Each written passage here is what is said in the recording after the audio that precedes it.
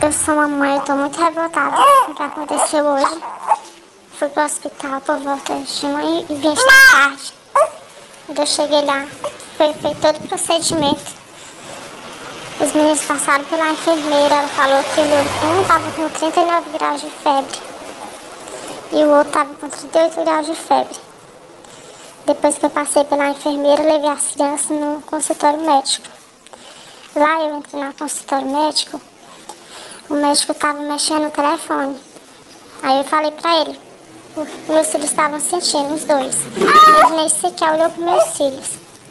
Não examinou os meninos, nem os papéis que foi feito lá no hospital, ele não olhou os papéis. Do jeito que ele estava, ele ficou mexendo no celular. A única coisa que eu falei para ele que meu filho estava com 3 dias dando febre, ele falou que era normal. Uma criança normal, uma criança para ele é normal. Uma criança de 1 ano dando febre 3 dias, 39 graus de febre. Meu filho com febre e vomitando. A resposta que ele me deu só foi que era normal. Que era só era para me dar água para eles não desidratar. Não passando medicação para os filhos e nenhuma medicação para eles tomarem lá no hospital. Eu voltei para casa muito revoltada com isso, o que aconteceu. Ele não atendeu meus filhos, não passou nem medicação para nenhum dos dois. E eu tô com os dois aqui dentro em casa.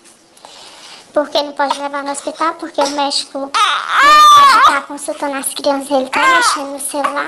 Nosso hospital está lindo, a todo vapor, com todo atendimento melhor para o nosso município. Pela manhã temos 2 médicos de plantão e à noite fica 1.